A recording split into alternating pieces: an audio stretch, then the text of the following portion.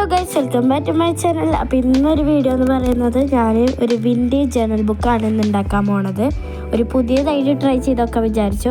അങ്ങനെ A4 sheet എടുത്ത് രണ്ടാക്കി മടക്കി തുമ്പൊക്കെ ഒന്ന് കട്ട് ചെയ്ത് ഒന്ന് കീറിയുണ്ട്. എന്താ പറയുക, എന്നാലാണ് ഒരു വിൻറ്റേജ് ലുക്ക് കിട്ടുള്ളൂ.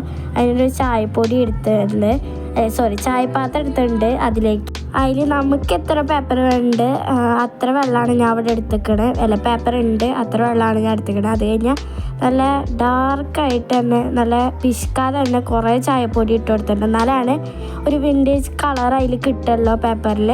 അത് നന്നായി ഒന്ന് ചൂടാക്കി തിളപ്പിച്ചെടുത്തിട്ടുണ്ട്. അത് കഴിഞ്ഞൊന്നൊരു ഗ്ലാസ്സിലേക്ക് മാറ്റിയിട്ട് ഒന്ന് തണുപ്പിക്കാൻ വെക്കുക. കൂടുതൽ ചൂടാവരുത്, ഒരു മീഡിയം ചൂടിൽ വേണം. അത് കഴിഞ്ഞ് ഞാൻ ഒരു പരന്ന പാത്രമാണ് എടുത്തിക്കണേ.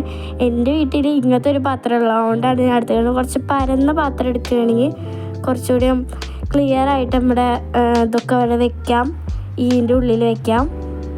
അത് കഴിഞ്ഞാൽ നമ്മൾ നേരത്തെ കീറി വെച്ച പേപ്പർ ഇങ്ങനെ എടുത്ത് അതിൻ്റെ ഉള്ളിലേക്ക് മുക്കി വെക്കണം.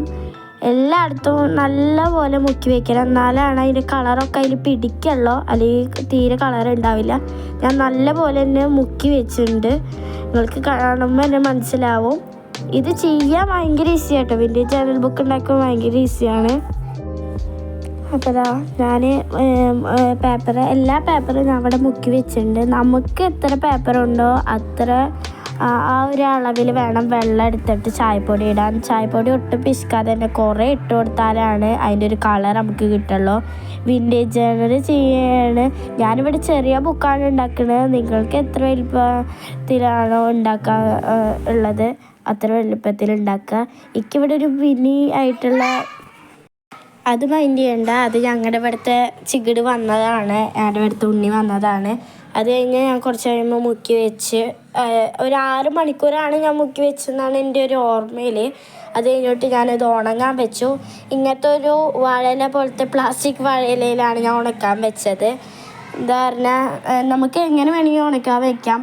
എൻ്റെ റൂമിൽ ഫാനില്ല, അതുകൊണ്ട് ഉണങ്ങി കിട്ടാൻ കുറച്ച് ടൈം എടുത്തിട്ടുണ്ടായിരുന്നു. ഫാനുള്ള റൂമിലൊക്കെ വയ്ക്കുകയാണെങ്കിൽ 2-3 മണിക്കൂറാകുമ്പത്തേനും ഉണങ്ങി കിട്ടും. ഈ പേപ്പർ കീറി പോകുമെന്ന് പേടിയൊന്നും വേണ്ട. ആദ്യമൊക്കെ ഉണ്ടാക്കുമ്പോൾ എനിക്കും ആ പേടിയുണ്ടായിരുന്നു.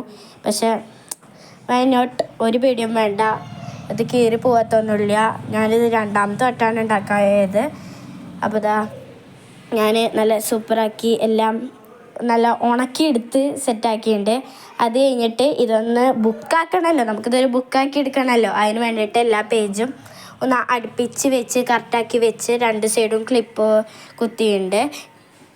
ഈ ബുക്കൊക്കെ ബൈൻഡ് ചെയ്യണമെങ്കിൽ കുറച്ചുകൂടി ക്വാളിറ്റി ഉണ്ടാവും. പക്ഷേ നമുക്കിത് ഇന്ന് തന്നെ കൊടുക്കാനുള്ളതുകൊണ്ട് ഞാൻ ബുക്ക് ബൈൻഡ് ചെയ്യാൻ നിന്നില്ല. ഞാൻ ഇതിൻ്റെ നടുവിൽ പശ ഒട്ടിക്കുകയാണ് ചെയ്തത്. പശ ഒട്ടിക്കുകയാണെങ്കിലും കുഴപ്പമില്ല, പക്ഷേ ബുക്ക് ബൈൻഡ് ചെയ്യണതാണ് കുറച്ചുകൂടി നല്ലത്. ഞാനതാണ് സജസ്റ്റ് ചെയ്യുള്ളൂ.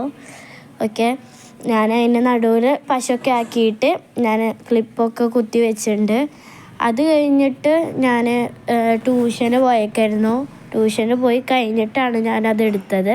ഞാൻ പിന്നെ ഓരോ A4 ഷീറ്റോട് നമ്മുടെ ഈ ഒരു ഡൈയിൽ മുക്കി വെച്ചിട്ടുണ്ട്. അത് കഴിഞ്ഞിട്ടുള്ള വീഡിയോ ഞാൻ ശരിക്കും പറഞ്ഞെടുക്കാൻ മറന്നു.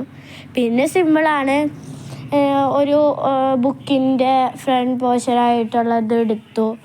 ഒരു ചാർട്ട് പോലെ ഒരു സാധനമില്ലേ, അതിൻ്റെ ഞാൻ ഒരു ബുക്കിൻ്റെയാണ് എടുത്തത്, വേറെ ഒന്നും എൻ്റെ ഇല്ല. അത് എടുത്തിട്ട് ഞാൻ നേരത്തെ ഒരു A4 ഷീറ്റ് മൊത്തത്തിൽ മുക്കി വെച്ചിട്ടുണ്ടായിരുന്നില്ലേ, അതൊന്ന് എടുത്തിട്ട് ഒന്ന് ഇങ്ങനെ ചുരുട്ടി കൊടുത്തു. അപ്പോൾ ഇങ്ങനത്തെ ഒരു മെറ്റീരിയൽ ആവുമല്ലോ അത് കഴിഞ്ഞിട്ട് നേരെ ചട്ടയ്ക്ക് ഒട്ടിച്ചു കൊടുത്തു. അത് കഴിഞ്ഞിട്ട് ഈ ചട്ടേൻ്റെ ഉള്ളിലേക്ക് ഈ ബുക്ക് ഞാൻ ഒട്ടിച്ചു വെച്ചു. നല്ല സൂപ്പറായിട്ട് ക്ലിയറായിട്ട് സെറ്റായിട്ട് വന്നിട്ടുണ്ട്. എന്തായാലും എനിക്ക് ഭയങ്കര ഇഷ്ടപ്പെട്ടു. നിങ്ങൾ ആ ബാക്കിലത്തെ സൗണ്ടൊന്നും മൈൻഡ് ചെയ്യണ്ട, എൻ്റെ ഉണ്ണി ഓരോന്ന് പറയുകയാണ്, അവനെ മുണ്ടാതിരിക്കാൻ പറഞ്ഞിട്ട് കേൾക്കുന്നില്ല. അപ്പോൾ ഇതൊക്കെയാണ് ഞാൻ ഉണ്ടാക്കിയ ബുക്ക് അവസ്ഥ. അപ്പോൾ ഇഷ്ടപ്പെട്ട ലൈക്ക് ചെയ്യാനും ഷെയർ ചെയ്യാനും സബ്സ്ക്രൈബ് ചെയ്യാനും മറക്കണ്ട. പിന്നെ ഇതിനുണ്ട് കമൻറ്റ് ചെയ്യേ.